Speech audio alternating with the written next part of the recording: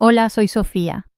El día que mis suegros llegaron con un camión de mudanzas a la casa que yo compré con el sudor de mi frente, anunciando que se mudaban con nosotros, entendí que para ellos yo no era una persona, sino una inversión.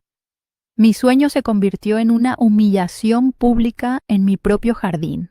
¿Alguna vez te han hecho sentir como un extraño en tu propia vida? Antes de contarte la cara que puso mi esposo, Daniel, mientras sus padres me robaban mi identidad, déjame un comentario contándome desde dónde me estás viendo y suscríbete al canal. Créeme, no querrás perderte lo que pasó cuando finalmente descubrieron que yo tenía una muy mala noticia para ellos. El conflicto no era nuevo, solo había alcanzado su punto más cruel. Durante años, mi matrimonio con Daniel estuvo definido por una dinámica silenciosa y tóxica. Yo trabajaba, yo producía, y su familia, Carlos y María, asumía que todo era gracias a él o para él. Yo era una exitosa programadora de software, pero en cada reunión familiar el logro era de Daniel. Daniel sí que se sacó la lotería contigo, decía mi suegro Carlos, con una palmada en la espalda de su hijo, mientras yo sentía cómo mi esfuerzo se disolvía en el aire. Nunca era Sofía es brillante, sino Daniel tiene una buena mujer que lo apoya, y Daniel, para evitar confrontaciones, simplemente sonreía, dejándome sola en esa isla de invisibilidad. La casa era la culminación de todo mi sacrificio. Ahorré durante casi una década, trabajando noches y fines de semana, para comprar esa propiedad de $750,000 en un suburbio tranquilo cerca de Miami. Era mi santuario, un símbolo de que finalmente lo había logrado por mí misma. Recuerdo el olor a pintura fresca, la luz del sol entrando por los ventanales del salón y la sensación del césped recién cortado bajo mis pies ese primer sábado.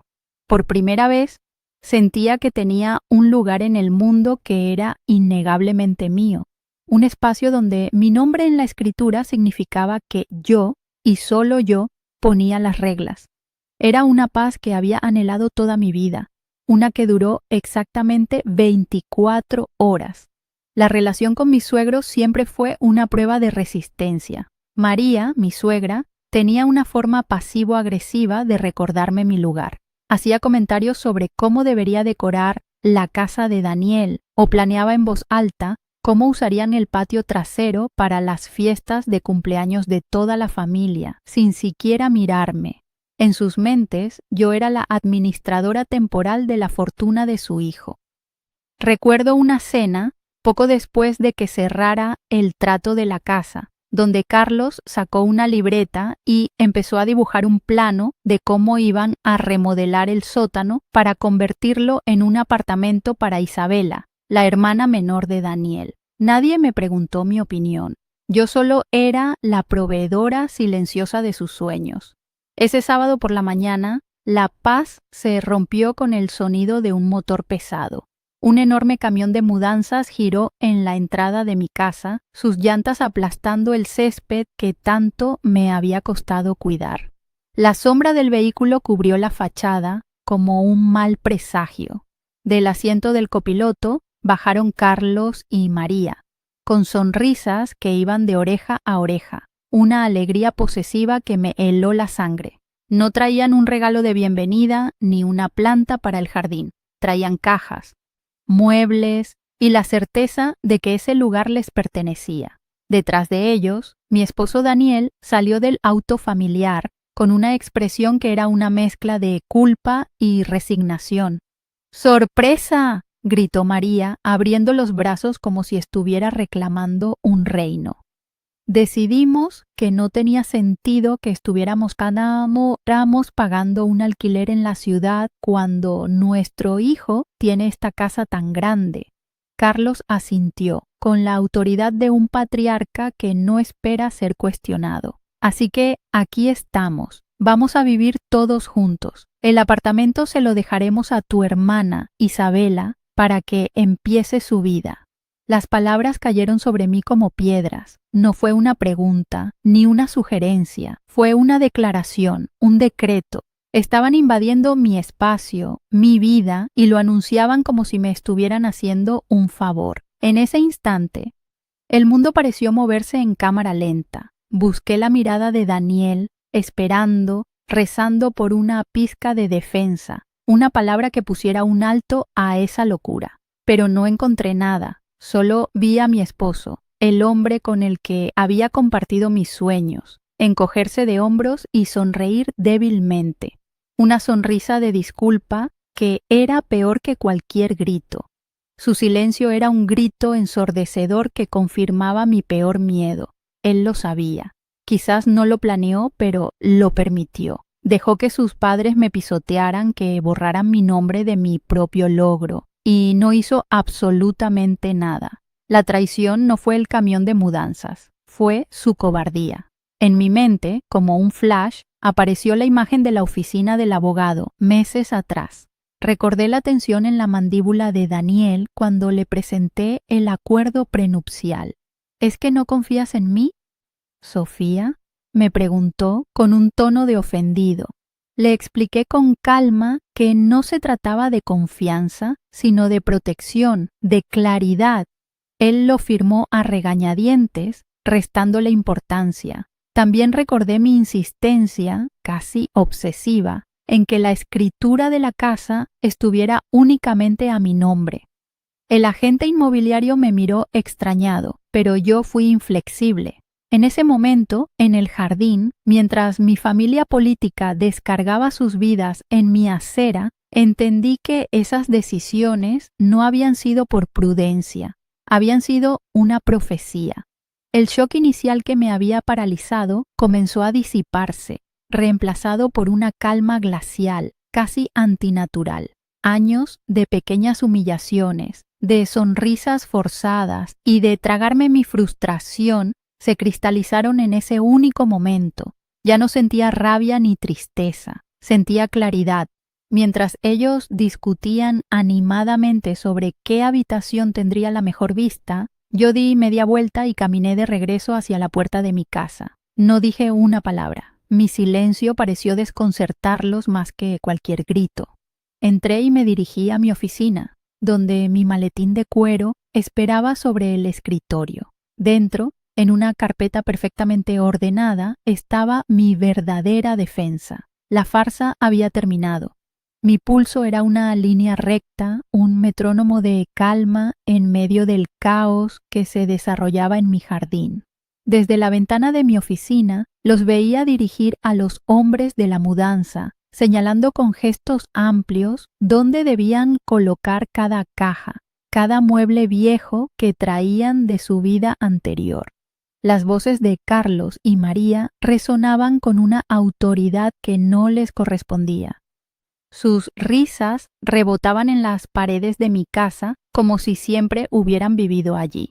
Cada orden que daban era una pequeña pala cavando mi tumba en mi propio santuario. No sentía pánico, sino una extraña lucidez, como si por fin viera el patrón completo después de años de solo ver piezas sueltas. El maletín en mis manos se sentía pesado, no por los papeles que contenía, sino por el peso de la decisión que había tomado.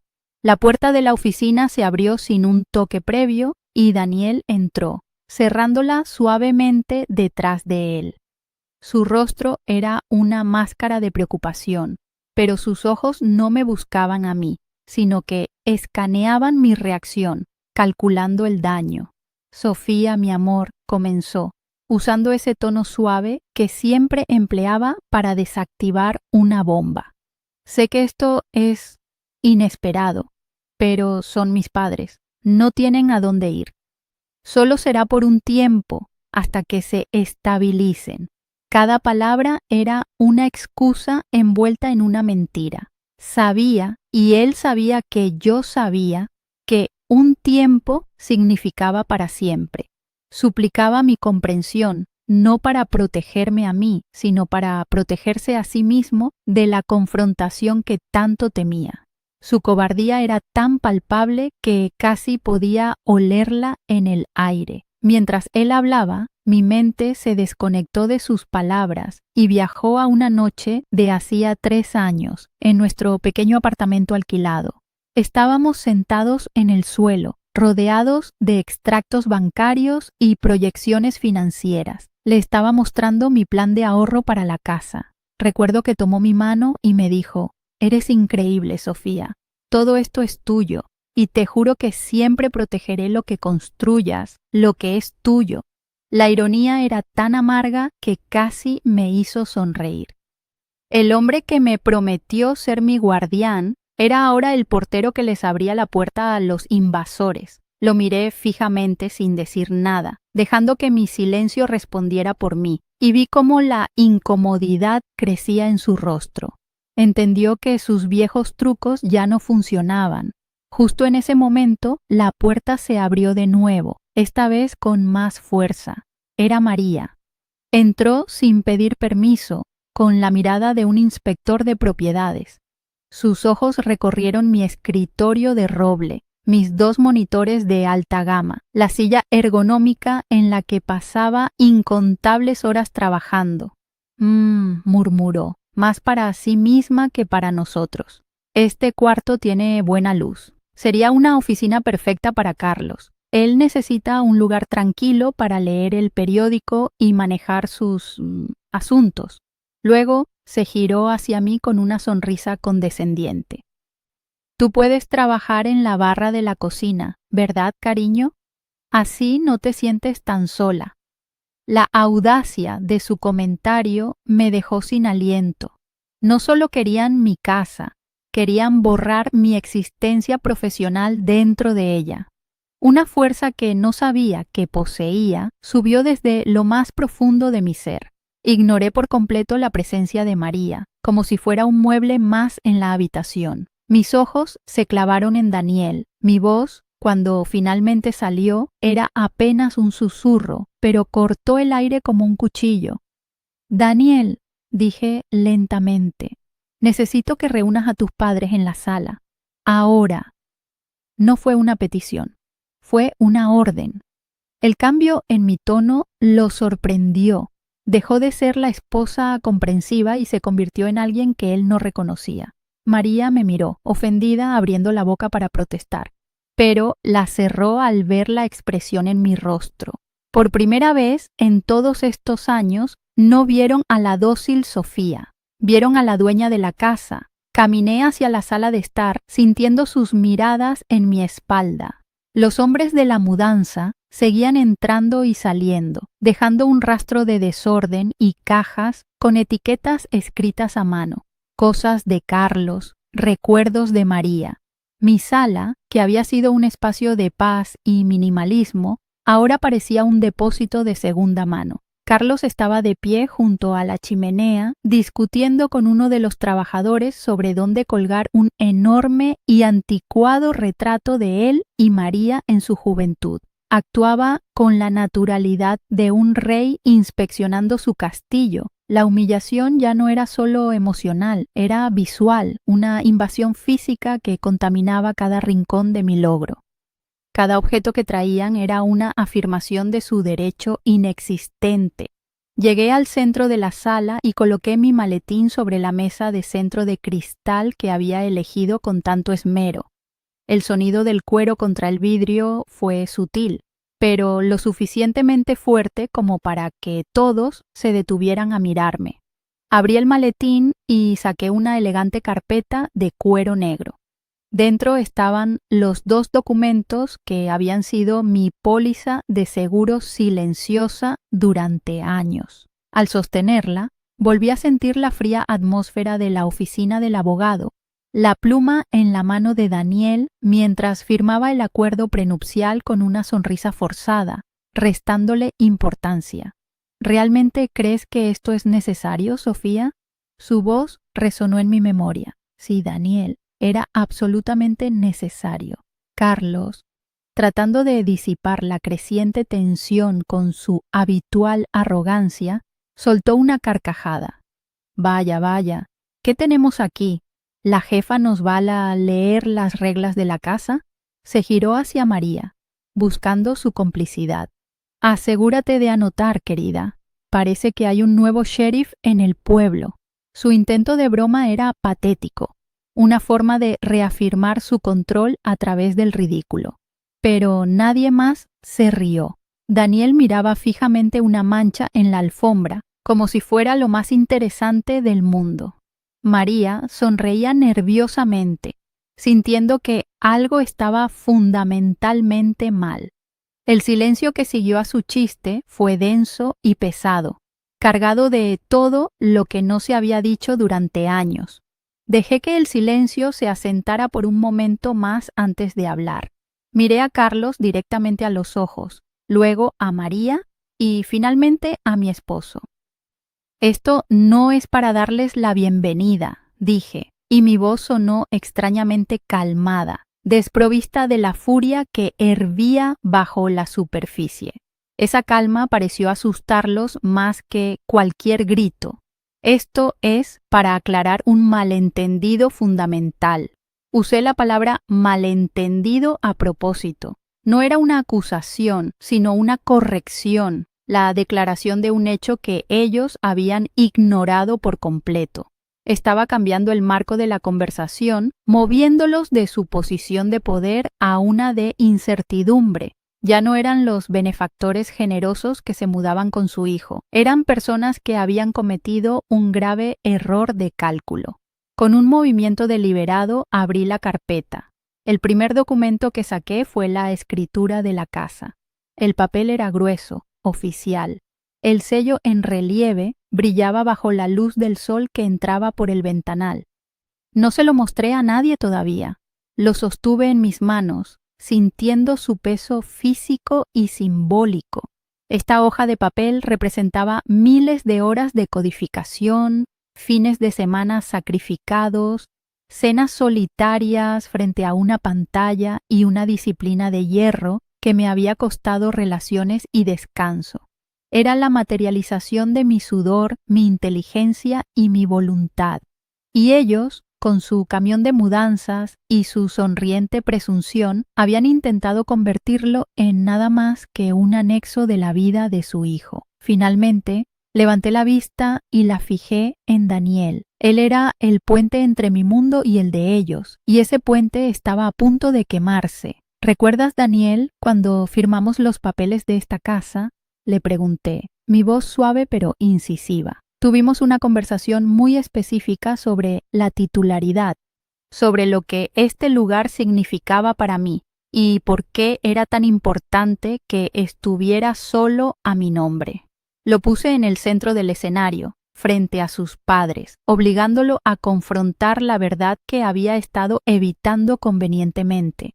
La pregunta quedó flotando en el aire, una bomba de tiempo esperando su respuesta para detonar. El pánico en sus ojos me dijo que, por fin, entendía que el juego había terminado. Daniel se quedó mudo, su boca se abría y cerraba como un pez fuera del agua, incapaz de formular una respuesta. El color desapareció de su rostro mientras sus ojos saltaban de mí a sus padres, buscando una salida que no existía. Su silencio fue la confesión más elocuente que podría haber hecho. Carlos, impaciente, intentó romper la tensión con un gesto de desdén. Bah, son solo formalidades, tecnicismos de abogados. Lo importante es que la familia esté unida bajo el mismo techo, el techo de nuestro hijo. Su voz resonaba con una confianza que estaba a punto de hacerse añicos. Creyó que podía reescribir la realidad con pura voluntad, ignorando el documento que yo sostenía en mi mano como si fuera un simple adorno. No esperé a que Daniel encontrara su voz. Con un movimiento lento y deliberado, coloqué la escritura sobre la mesa de centro de cristal. El documento se deslizó suavemente sobre la superficie y mi nombre, Sofía Ramírez, impreso en negrita bajo el título de propietaria, quedó perfectamente visible para todos. Esto no es una formalidad, Carlos, dije, mi voz tan firme y clara como el cristal bajo el papel. Es un hecho legal. Mi nombre es el único que aparece aquí porque esta casa la compré yo, con mi dinero. Dinero que gané con mi trabajo, no con el de tu hijo. Cada palabra fue una estocada, desmantelando la fantasía que habían construido con tanto esmero. El aire se llenó de una electricidad palpable. La primera en reaccionar fue María. Su rostro, antes radiante de triunfo, se contrajo en una máscara de incredulidad y furia. Se giró hacia Daniel, sus ojos lanzando dagas. ¿Dejaste que hiciera esto, Daniel? ¿Permitiste que pusiera la casa de la familia a su nombre? ¿Qué clase de hombre eres? Su ataque no era por la propiedad, sino por el control perdido. Estaba usando la vergüenza como un arma, intentando acorralar a su hijo para que se pusiera de su lado, para que reafirmara el orden patriarcal en el que ella se sentía tan cómoda. Para ella, yo no había comprado una casa, había cometido un acto de insubordinación. Y Daniel era el cómplice débil que lo había permitido. Acorralado y expuesto, Daniel finalmente balbuceó una defensa. Mamá, por favor, Sofía es la que se encarga de las finanzas. Fue más sencillo hacerlo así para la hipoteca, por su historial crediticio. No es para tanto. Su excusa era tan débil, tan transparente, que era casi insultante. Intentaba reducir mi logro, mi década de sacrificios, a una simple conveniencia burocrática. En lugar de calmar la situación, sus palabras solo confirmaron lo que yo ya sabía. Para él, mi éxito era una herramienta, no un mérito. Su intento de minimizar la verdad solo sirvió para avivar las llamas, dejando a sus padres más confundidos y a mí más decidida que nunca. Ignoré por completo la patética explicación de Daniel. Mi atención se centró de nuevo en la carpeta de cuero.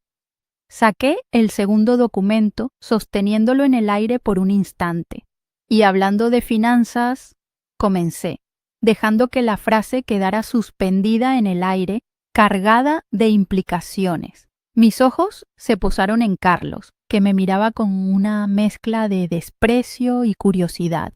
Tuvimos esta conversación, Daniel y yo, porque sabía que este día podría llegar, porque he visto cómo se manejan ciertos asuntos de dinero en esta familia, y no me refiero solo a los suyos. La insinuación fue sutil, pero lo suficientemente afilada como para sembrar una semilla de inquietud en la expresión arrogante de mi suegro. Carlos soltó una risa forzada. «¿Pero qué insolencia es esta? ¿Qué demonios vas a saber tú de nuestros asuntos?»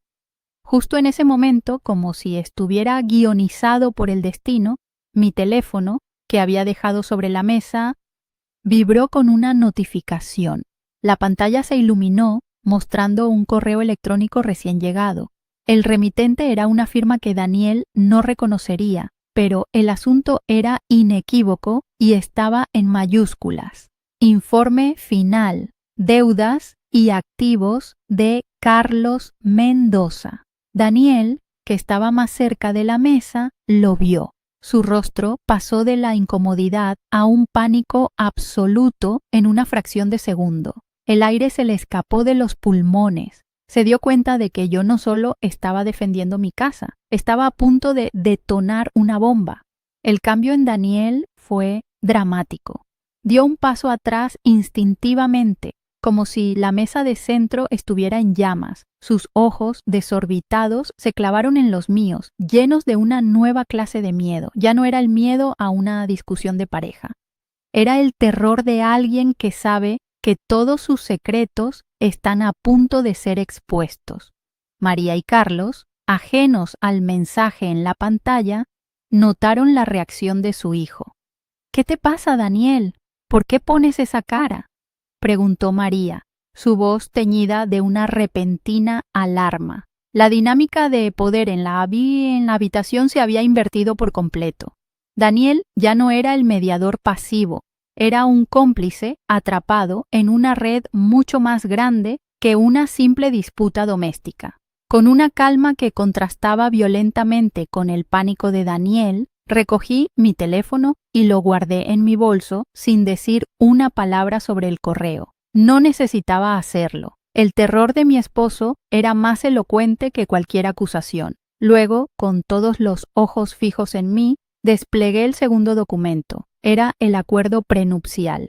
Esto, sin embargo, es mucho más sencillo, dije, mi voz resonando en el silencio tenso.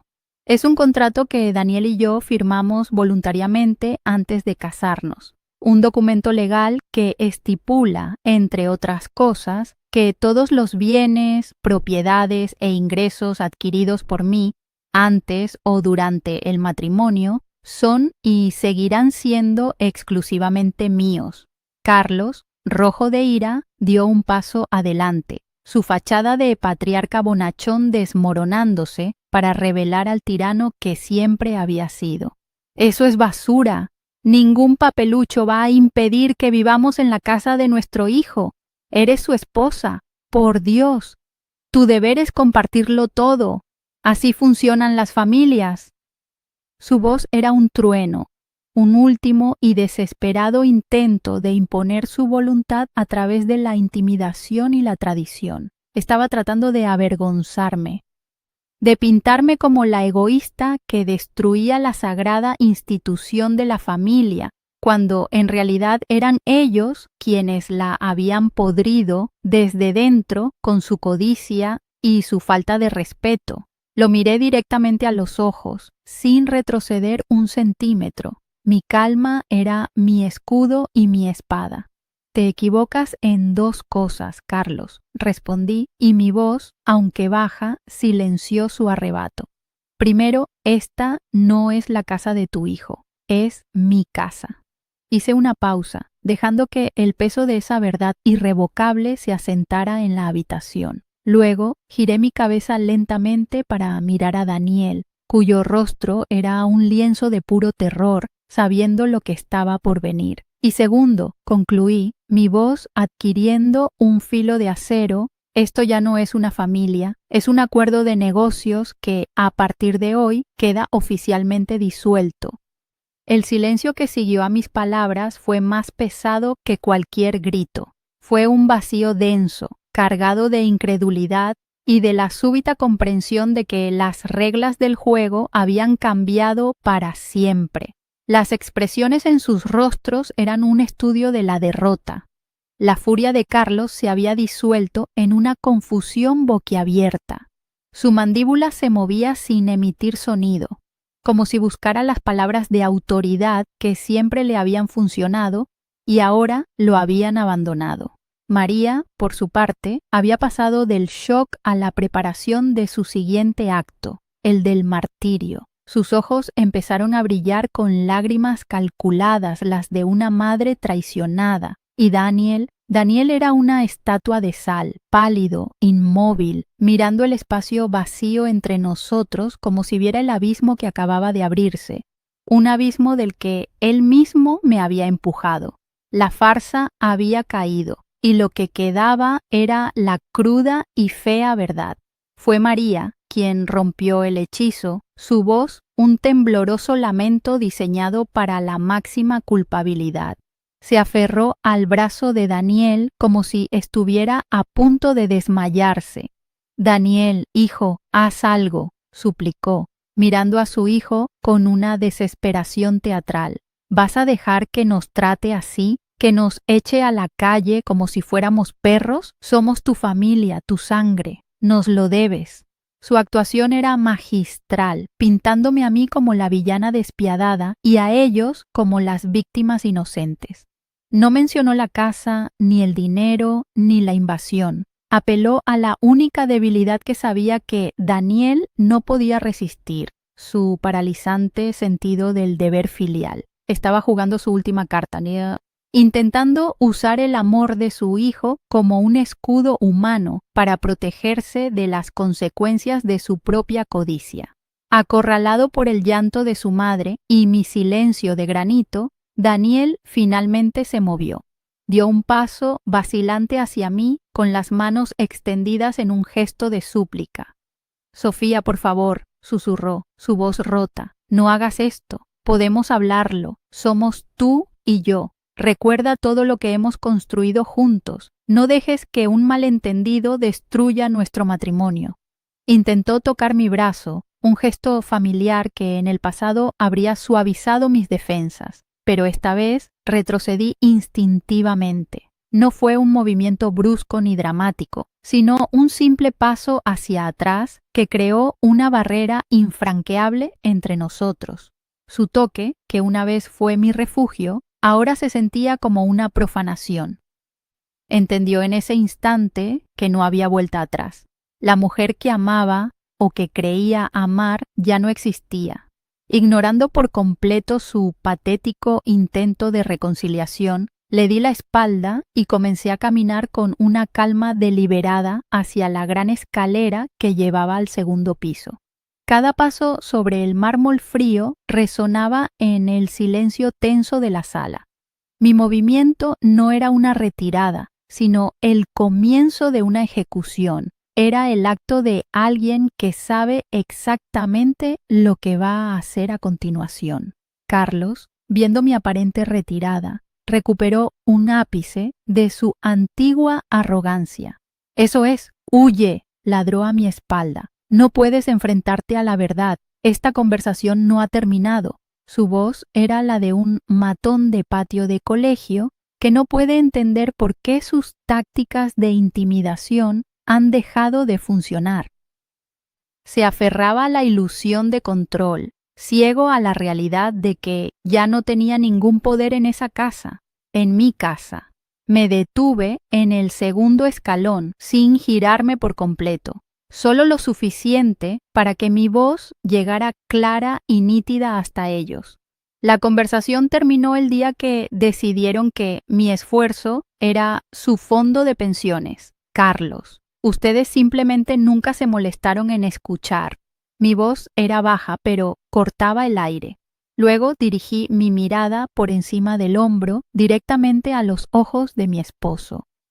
«Voy a subir a empacar una maleta con mis cosas personales. Les sugiero que aprovechen este tiempo para disfrutar de su nuevo hogar familiar». Hice una pausa, dejando que la ironía se asentara. «Tienen exactamente 1 hora para que los hombres de la mudanza saquen todas mis cajas del camión y las pongan en la acera. Si en 60 minutos alguna de mis pertenencias sigue en ese vehículo, llamaré a la policía y los denunciaré por robo e invasión de propiedad».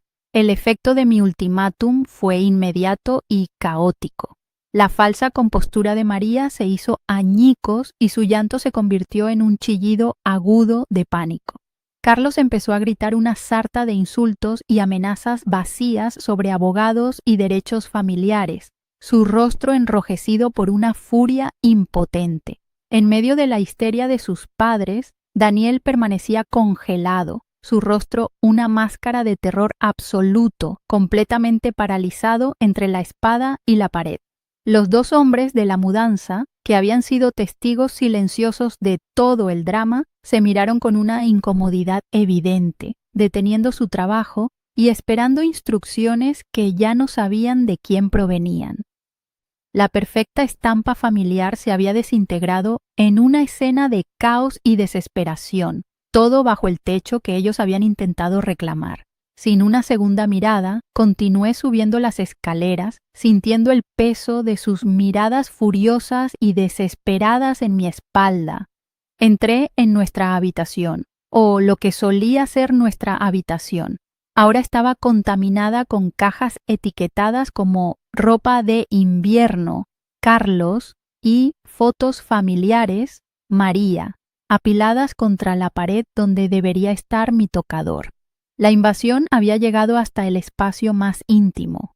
Con una eficiencia metódica, abrí mi armario de diseño y saqué una elegante maleta de viaje de cuero. Comencé a doblar cuidadosamente mis prendas más esenciales, mi portátil de trabajo, y metí en un compartimento especial mi maletín, que contenía los documentos que acababan de sellar mi libertad. Cada movimiento era preciso, desprovisto de sentimentalismo. Estaba amputando una parte de mi vida, y lo hacía con la precisión de un cirujano.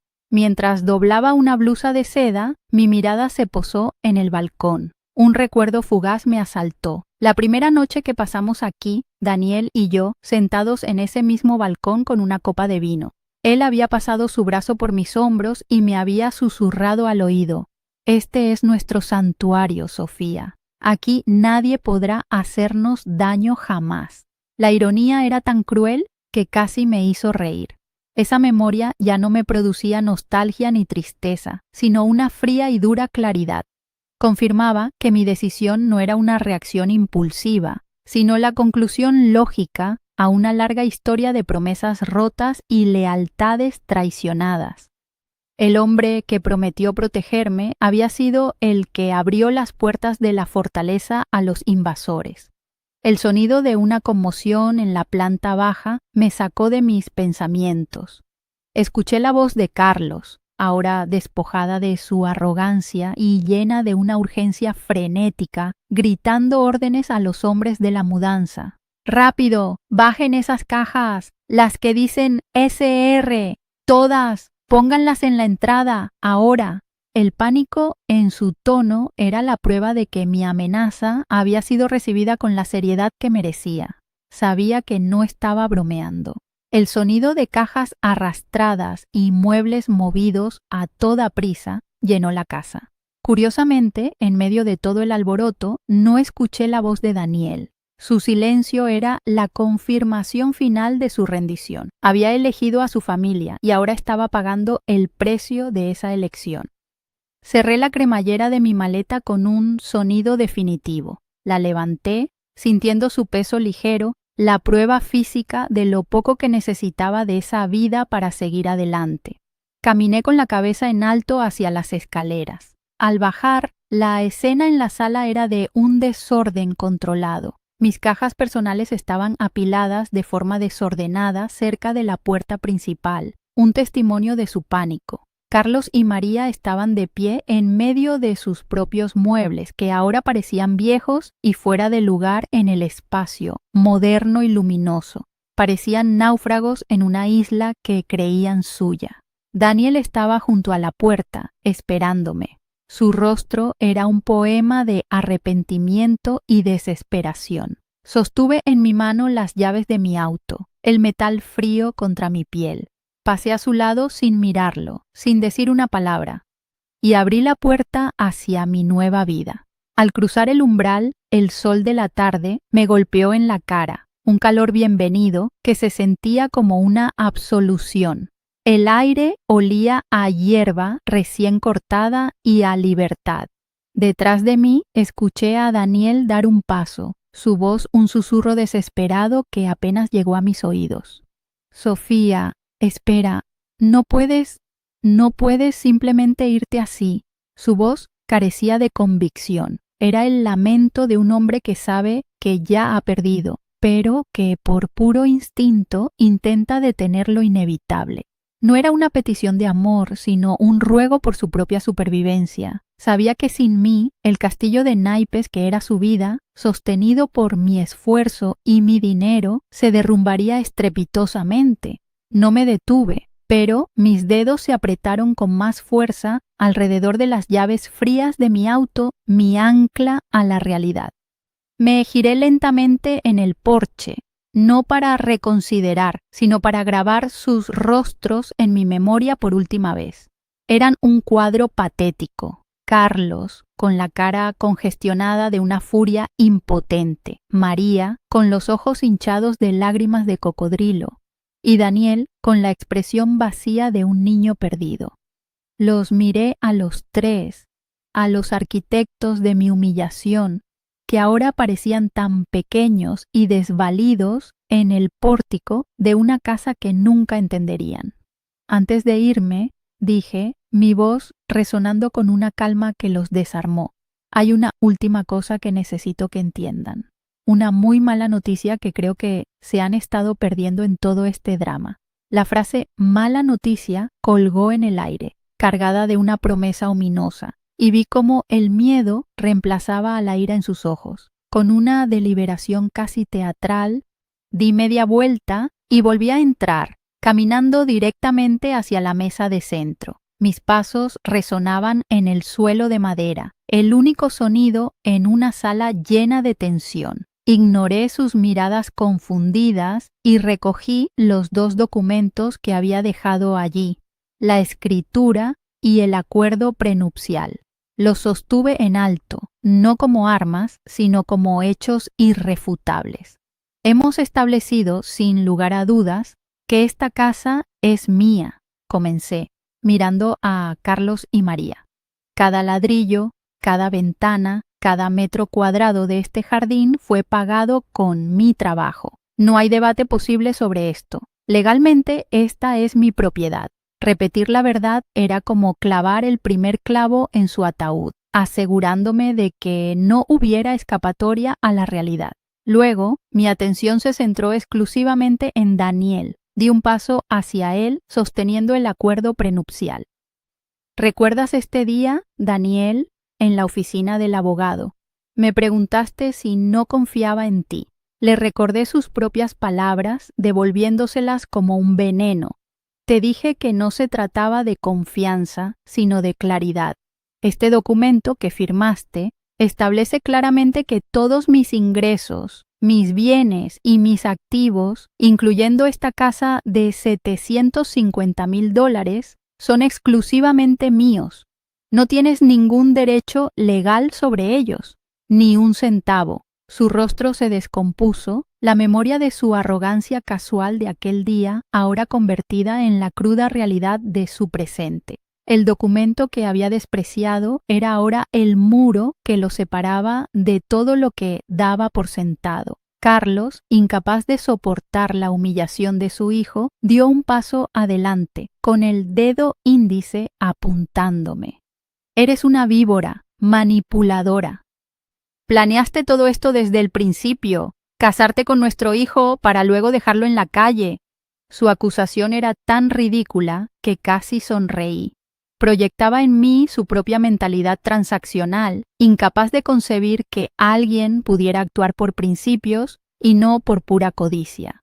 Su arrebato era el último rugido de un león de papel, un intento desesperado por reescribir la narrativa y convertirme en la villana para no tener que enfrentarse al hecho de que su propio comportamiento había provocado esta catástrofe. Pero sus palabras ya no tenían poder, eran solo ruido, el eco de un mundo que ya no existía. Ignoré por completo a mi suegro. Mis ojos no se apartaron de los de Daniel, el hombre que amé, el hombre por el que luché, ahora me miraba con una mezcla de terror y súplica. Efectivamente, Carlos, lo planeé, admití, con una frialdad que me sorprendió a mí misma. Planeé protegerme, porque una parte de mí siempre supo que el amor de tu hijo no era lo suficientemente fuerte como para protegerse de su propia debilidad. Luego volví a mirar a Daniel. Y esa es la mala noticia que tenía para ustedes, dije, mi voz bajando a un susurro casi confidencial. La mala noticia no es que esta casa sea mía. La mala noticia es que nada de lo que hay aquí, ni un solo mueble, ni un solo dólar de mi cuenta bancaria te pertenece. Un silencio sepulcral cayó sobre la habitación. Podía escuchar el tic-tac del reloj de pie que habían traído, un sonido que marcaba el fin de una era. Estaban procesando mis palabras, anticipando mi siguiente movimiento. Vi en sus mentes el escenario que tanto temían, yo llamando a la policía, echándolos a la calle con sus cajas y sus muebles viejos, humillándolos frente a los nuevos vecinos. La anticipación de esa derrota final los tenía paralizados. Dejé que el silencio se prolongara, que saborearan el miedo, que entendieran la profundidad del abismo en el que se encontraban. Les di tiempo para imaginar su peor pesadilla, solo para poder ofrecerles algo infinitamente peor. Entonces, con una leve inclinación de cabeza, rompí la tensión. Pero, dije, y esa simple palabra los hizo respingar, no voy a echarlos. No se preocupen. Una chispa de esperanza, de confusión, apareció en sus ojos. No entendían. Continué dejando caer cada palabra como una piedra en un pozo profundo. Ustedes querían un hogar familiar. Querían vivir todos juntos bajo el mismo techo. y yo no soy quien para interponerme en ese sueño. Hice una pausa dramática, mirando a mi alrededor, a la casa que había sido mi santuario. Así que pueden quedarse, disfruten de la casa, es toda suya. Y entonces les di el golpe de gracia. Yo me voy, y mañana, a primera hora, mi abogado presentará la demanda de divorcio. El impacto de mis palabras fue más devastador que cualquier grito o expulsión. El rostro de Daniel se desmoronó por completo. La comprensión lo golpeó como una fuerza física. No lo estaba dejando sin hogar, lo estaba dejando sin mí. Lo estaba encadenando a la misma gente que había destruido nuestro matrimonio, dejándolo atrapado en la victoria que ellos habían buscado. Ahora era su responsabilidad mantener esa casa enorme, pagar los impuestos, las facturas, todo, sin mi sueldo de 6 cifras. La casa de sus sueños se convirtió en un instante en su prisión dorada. María se llevó una mano a la boca, un jadeo ahogado, escapando de sus labios mientras sus cálculos mentales se hacían humo. Carlos simplemente se quedó boquiabierto, completamente derrotado. No esperé a que se recuperaran. Con un movimiento fluido, coloqué los documentos de nuevo en mi maletín de cuero y los cerré con un clic satisfactorio. Me dirigí a la puerta por segunda y última vez, pasando junto a las cajas de cartón que marcaban la frontera entre mi pasado y mi futuro. Me detuve con la mano en el pomo y sin girarme añadí una última frase, un pequeño recordatorio de que sabía más de lo que creían. Por cierto, Carlos, dije casualmente, espero que tus inversiones se recuperen pronto. Sería una lástima que tuvieran que vender algunos de estos recuerdos familiares para pagar la hipoteca. No necesitaba ver su cara para saber que mi dardo había dado en el blanco. Abrí la puerta y salí al aire libre. El sol todavía brillaba, indiferente al drama que acababa de concluir. Caminé por el sendero de piedra hacia mi BMW, el símbolo de mi independencia que esperaba en la entrada. El sonido de la puerta de la casa cerrándose detrás de mí fue el punto final de la historia. No miré atrás. Mientras me acomodaba en el asiento de cuero, encendiendo el motor que ronroneó a la vida, una sensación de paz abrumadora me invadió. No era la alegría de la venganza, sino el profundo y sereno alivio de la liberación. Puse el auto en marcha y me alejé, dejando atrás una casa, un matrimonio y una familia que nunca habían sido realmente míos. En el espejo retrovisor vi la silueta de la casa encogerse hasta desaparecer. Y por primera vez en años, sonreí. El divorcio fue sorprendentemente rápido. Mi abogado me dijo que, gracias a la solidez del acuerdo prenupcial, el equipo legal de Daniel apenas tenía argumentos. Intentaron alegar coacción emocional, una táctica desesperada que el juez desestimó casi de inmediato. En menos de 3 meses estaba legalmente libre. No hubo negociaciones interminables, ni batallas por los bienes. El documento que Daniel había firmado con tanta displicencia años atrás se convirtió en un muro de acero que protegió todo lo que había construido. No tuvo derecho a un solo centavo de mis cuentas, ni a mis acciones, ni a mi fondo de jubilación. Su intento de reclamar la mitad de mi valor se encontró con una simple firma en una hoja de papel, su propia firma. La justicia, a veces, no es un trueno, sino el susurro silencioso de la tinta sobre un contrato. La casa fue el último lazo que nos unió, y me aseguré de cortarlo con la misma precisión quirúrgica. Mi oferta no fue un regalo, sino una elección envenenada. A través de mi abogado, le propuse a Daniel 2 opciones. O me compraba mi parte de la casa al valor de mercado actual, asumiendo la totalidad de la hipoteca de $750,000, o yo la pondría a la venta inmediatamente y dividiríamos las ganancias netas, que después de la hipoteca serían mínimas. Impulsado por el orgullo de su padre y la vergüenza de ser visto como un fracasado, eligió la primera opción. Firmó los papeles, encadenándose a una deuda que sabía perfectamente que no podía pagar sin mi sueldo. Les di exactamente lo que querían, la casa, y con ella una soga financiera alrededor de sus cuellos. Poco después, mi abogado me confirmó lo que yo ya sospechaba a raíz de esa notificación en mi teléfono. Carlos había perdido casi todos sus ahorros en una serie de inversiones de alto riesgo que habían salido terriblemente mal. Su plan no era solo mudarse con nosotros por comodidad, era una estrategia de supervivencia. Contaban con mi ingreso para financiar su jubilación, para mantener su estilo de vida y para asegurar el futuro de Isabela. Yo no era su nuera, era su plan de rescate, su póliza de seguro. Su llegada con el camión de mudanzas no fue un acto de arrogancia familiar, sino un acto de pura y fría desesperación. Querían apoderarse de mi santuario porque el suyo se estaba hundiendo y estaban dispuestos a ahogarme con tal de mantenerse a flote. El resultado, según supe meses después por un antiguo vecino en común, fue una lenta y dolorosa implosión. Daniel, ahora el único responsable de una hipoteca diseñada para 2 ingresos, uno de los cuales era exponencialmente mayor, tuvo que tomar un segundo empleo. Las sonrisas de Carlos y María se desvanecieron, reemplazadas por la tensión constante de las facturas que se acumulaban. La casa, que debía ser el trofeo de su victoria, se convirtió en un mausoleo de sus malas decisiones. El césped que yo cuidaba con tanto esmero empezó a crecer sin control, y las luces de los grandes ventanales rara vez se veían encendidas por la noche. Un intento patético de ahorrar en la factura de la luz. Consiguieron el castillo, pero se convirtieron en sus prisioneros.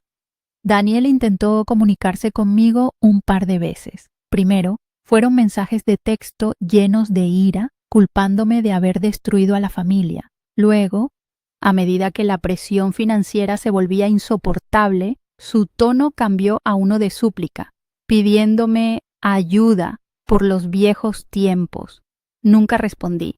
Borré su número y bloqueé sus perfiles en todas las redes sociales. Él y yo ya no teníamos nada que decirnos. Su última lealtad no había sido para mí, sino para las personas que lo habían criado para ser débil.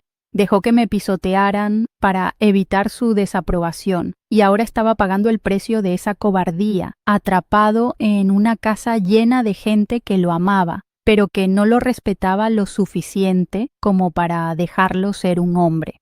En cuanto a Isabela, la beneficiaria silenciosa de todo el plan, su futuro también se vio afectado. El apartamento de la ciudad que sus padres le habían prometido nunca se materializó.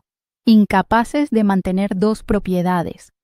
Tuvieron que venderlo a pérdida para intentar hacer el primer pago de la hipoteca de la casa. Escuché que su relación con sus padres y con Daniel se agrió considerablemente. La promesa de una vida independiente se convirtió en resentimiento. La codicia de Carlos y María no solo me había liberado a mí, había fracturado su propia familia desde dentro, dejando un rastro de promesas rotas y dedos que se señalaban mutuamente en la oscuridad de su prisión dorada. Mi vida, por otro lado, floreció. Me mudé a un penthouse en el centro de Miami, con una vista panorámica del océano que me recordaba cada mañana lo vasto que era el mundo más allá de ese suburbio sofocante.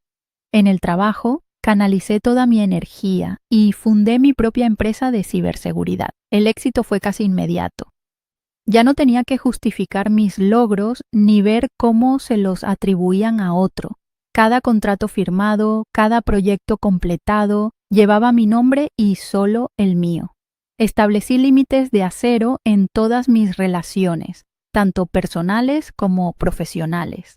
El precio de mi paz era la no negociación de mi valor y resultó ser la mejor inversión que he hecho en mi vida. La última vez que supe de ellos fue a través de una notificación de Zillow.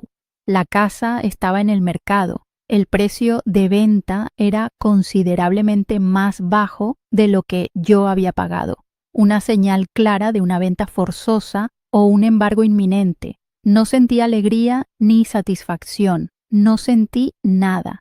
Eran fantasmas de una vida pasada, figuras borrosas en un capítulo que ya había cerrado. Su destino ya no era mi preocupación ni mi carga.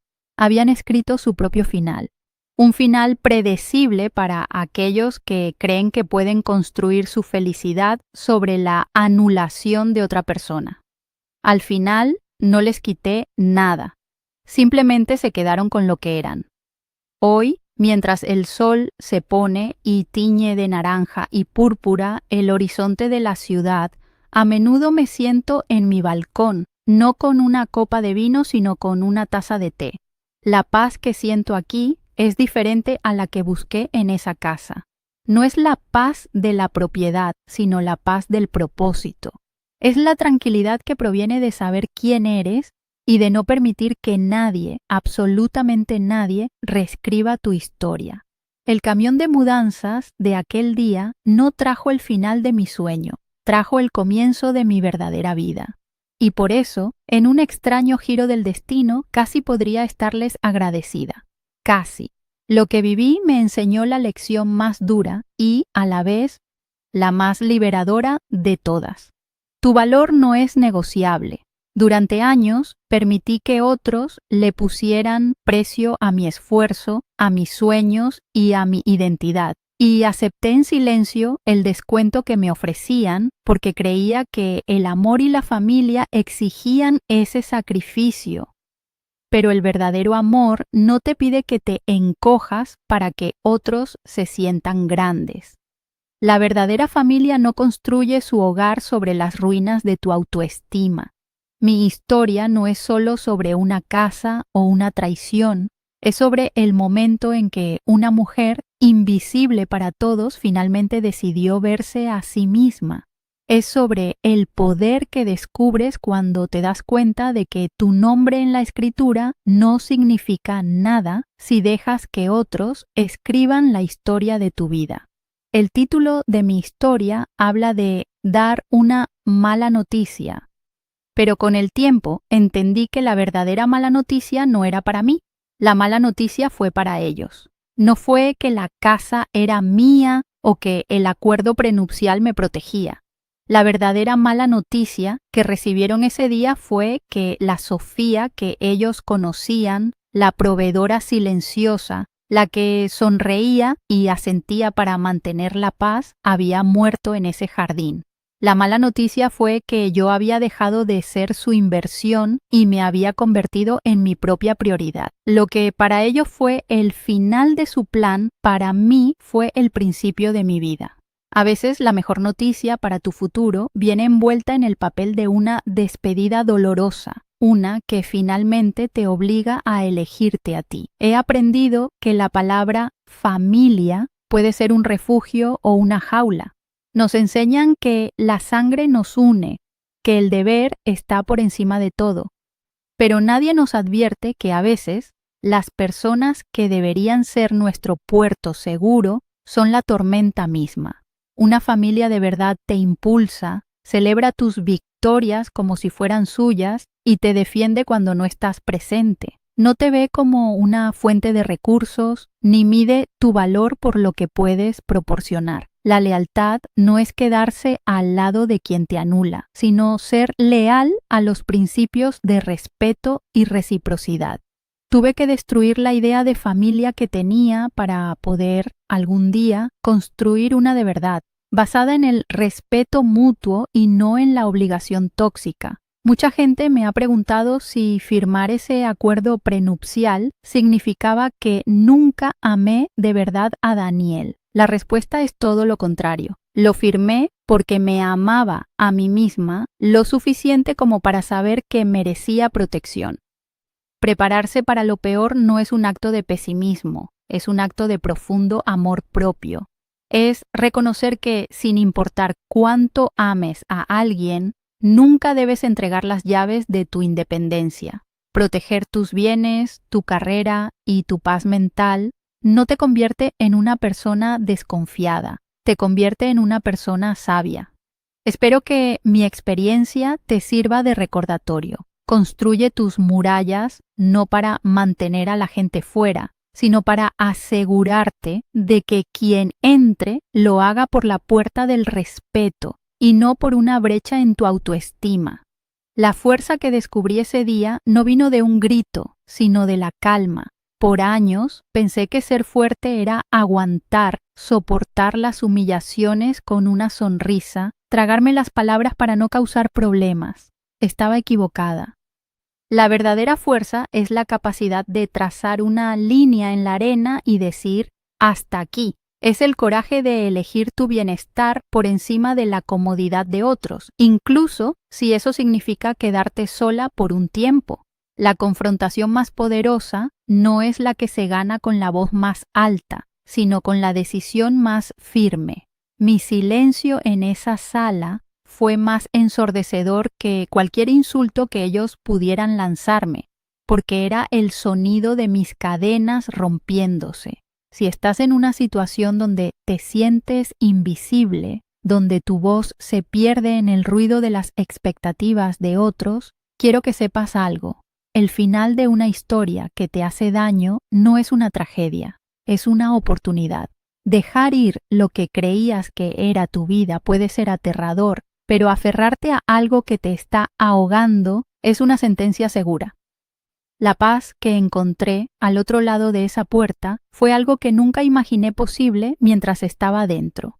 No es una paz eufórica, sino una calma profunda y estable que viene de saber que eres la única dueña de tu destino. A veces tienes que quemar el mapa que te dieron para poder encontrar tu propio camino a casa. Mi viaje para recuperar mi identidad fue largo y doloroso, pero cada paso valió la pena. ¿Alguna vez has tenido que dar una mala noticia para salvarte a ti misma? Si mi historia ha resonado contigo de alguna manera, si has visto un reflejo de tu propia lucha en mis palabras, me encantaría leer tu experiencia en los comentarios. Cuéntame cómo encontraste tu voz o si todavía la estás buscando. Y antes de irte, si quieres seguir escuchando historias reales sobre cómo recuperar nuestro poder, suscríbete al canal. Juntos, podemos recordarnos que nunca es tarde para convertir la mala noticia de otros en el comienzo de nuestra mejor vida.